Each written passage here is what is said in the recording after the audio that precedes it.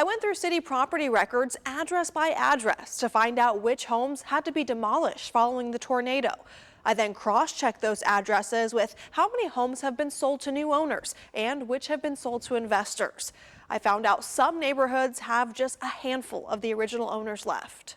A community in ruin after the March 2020 tornado tore through thousands of properties. Sam and Tina Brown were sleeping in their North Nashville home when the storm woke them up. We tried to make it out of the house, but the tree fell on the house, so we ended up getting stuck in there. After about 40 minutes under debris, the Browns finally made it out from the rubble, shaken but okay.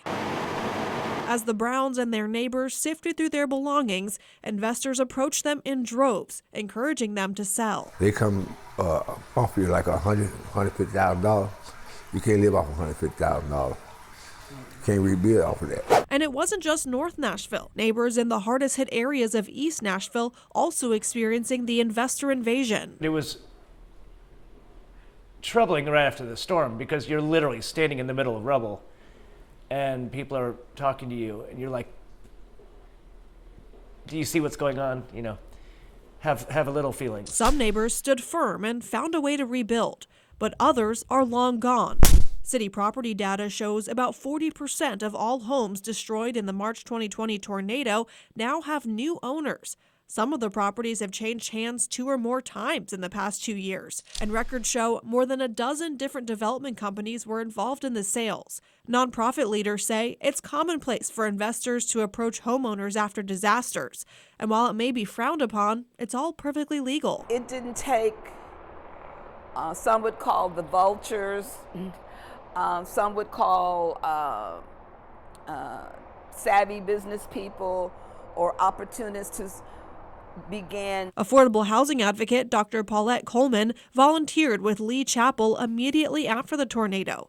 She says many North Nashville neighbors didn't have insurance, making those investor deals that much more enticing. We discovered that even those who were homeowners and maybe had generational or air property were not insured, and if they were insured, they were not adequately insured given the escalation of land value. Nonprofit leaders say both homeowners and renters struggle to find a new place to live in the city within their budget, further exacerbating the affordable housing crisis. I reached out to Mayor John Cooper's office to find out what's being done to help tornado victims and others in need of affordable housing. A spokesperson with the planning department sent a statement saying since the tornado, Metro launched its first ever housing division dedicated to securing new housing. They're working with organizations involved in tornado recovery to determine outstanding needs. One of those organizations is the Equity Alliance. They went door to door after the tornado to inform homeowners of their options through the Don't Sell Out North campaign. This is where the residents live. It's where they work. It's where they play. It's where they thrive. So if we're displacing them, then where do they go? What do they do? And this is the dining room. Some, like the Browns, took their information to heart. They rebuilt thanks to donations from a local church and help from family. We weren't going nowhere. We stuck like Chuck.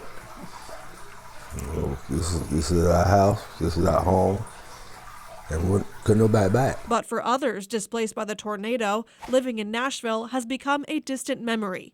Housing advocates say major investments in affordable housing and increasing inventory is the only way to help ensure Nashvillians have a place to live. Nonprofit leaders say around 80% of the homes impacted in North Nashville were being rented, and the city doesn't keep track of renters as they come and go, so we'll never know the true impact of renters getting displaced.